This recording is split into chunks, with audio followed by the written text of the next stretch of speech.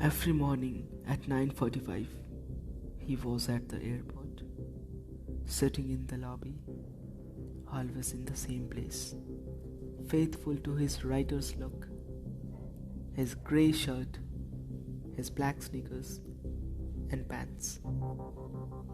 In his eyes, the same look. In his silence, the same sadness. Nothing had changed. But one day, a detail changed. His shirt was no longer grey but white. The day before, he had directed his gaze once to the 18th place on the right for 15 seconds. The day of the change, 30 seconds before going home, he glanced again at the same place. Each day, it was the same scenario, the same white shirt, and always this glance towards his famous place out of the sight. Another day, two major details changed. He moved to the 15th place, and his silence contained more hope than sadness. Until then, everything was vague. Nothing explained all his changes concretely, except his growing interest in the 18th place, which welcomed every day a different person who had nothing in common. Everything made sense the day his eyes were frozen for more than 60 seconds on the bottom of the mythical square. Something was marked in red. It read, "I'm sorry, I have to go. I know I'm taking your heart away. But I'll give it back to you the day we meet again in the same place." We could decode now that the first change was due to an foreshadowing of this famous day. The second and the third one too. The stronger the foreshadowing, the more the details changed, and the closer they got to the day and the 18th place. Sitting in the lobby in the far corner of JFK Airport, Harry fidgeted with his fingers, looking out over the crowd. A few minutes later, he glanced at my watch. Disgusted, he looked like he had missed something. On his way home, he passed one of the airport employees, who asked him with a familiar look, "Is it still not the right day?" He smiled slightly and nodded shyly to confirm his thoughts. In his apartment, as usual, he took time to check the messages on his answering machine. Concentrated, he seemed to want to catch a particular voice. At the end of the messages, he was disappointed, despite the fact that his mother was coming to visit him during the week. Later in the week, he returned from the station after his mother's visit.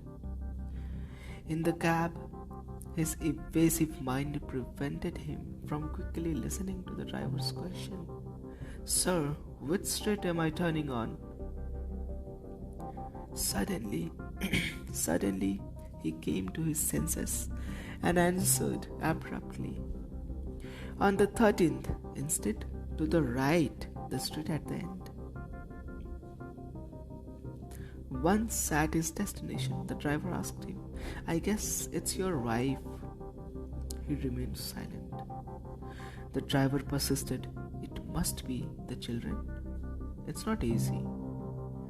I have two at my home that occupy my mind all day." Still mute, he paid him and returned. The driver, confused by his silence, started the car and drove away. Inside, with an automatic gesture, he turned on the answering machine. A message caught his attention.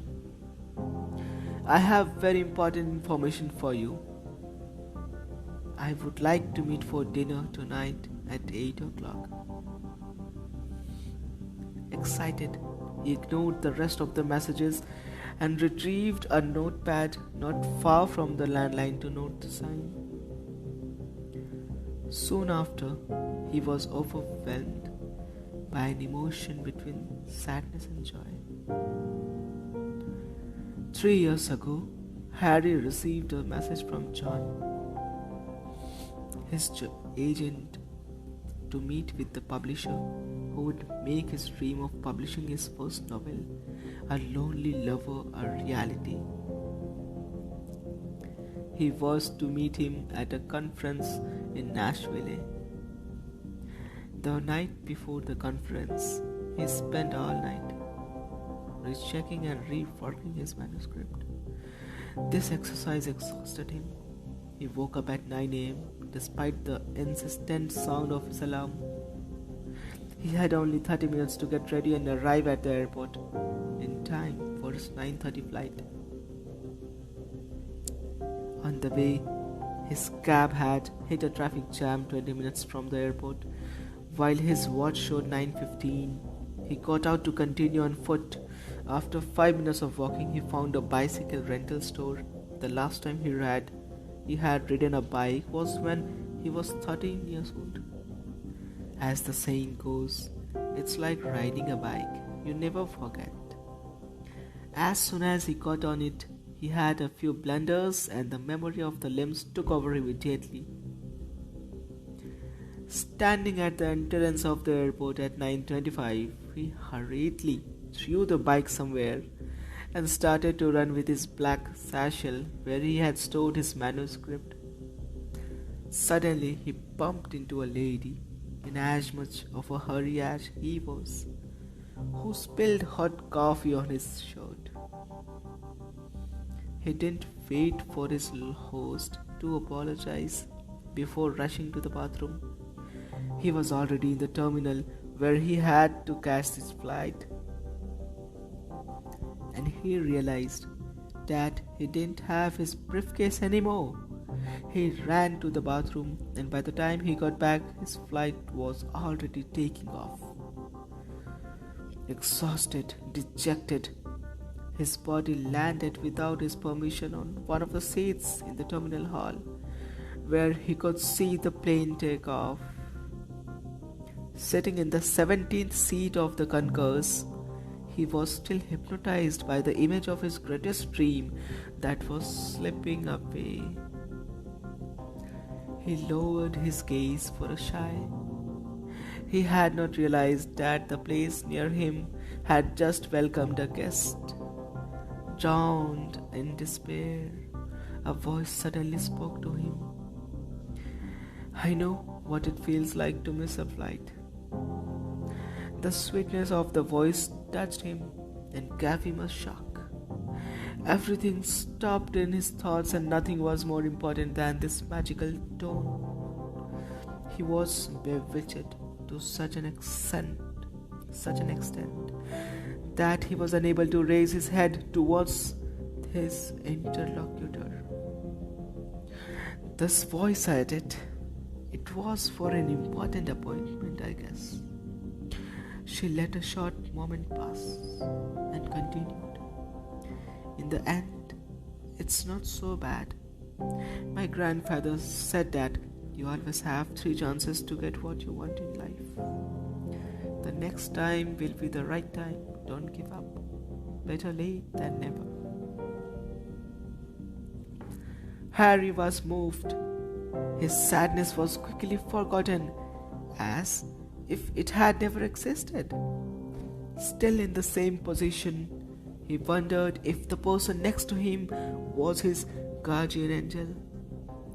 So much so that the words impacted him.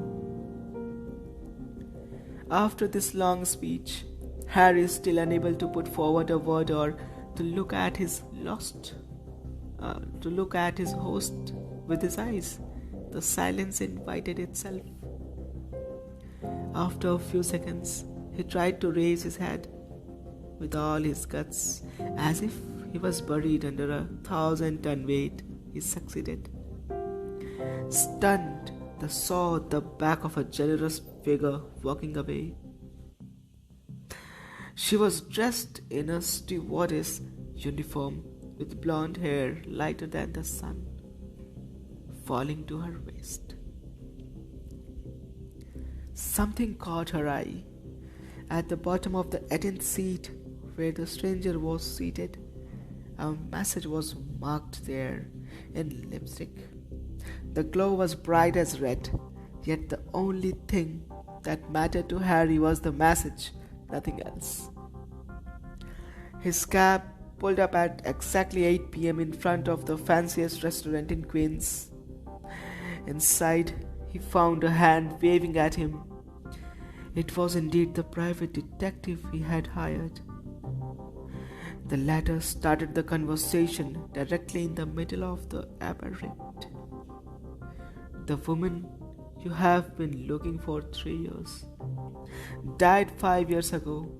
She was a flight attendant. Her name was Jackie Taylor, wife of Tom Taylor. Harry was drenched in cold sweat. He could not believe it. The gulp of wine he was about to swallow was suffocating him. He was stammering and saying, "So the woman who was talking to me 3 years ago at the airport, she was a..." Yes. Yes, the detective added, yes, it was a ghost without flesh and bones. He continued, she had died exactly at this place, and the message written at the bottom was for her husband. Harry was in a shock. The detective added, "Now you know the truth. Better late than never." Better late than never.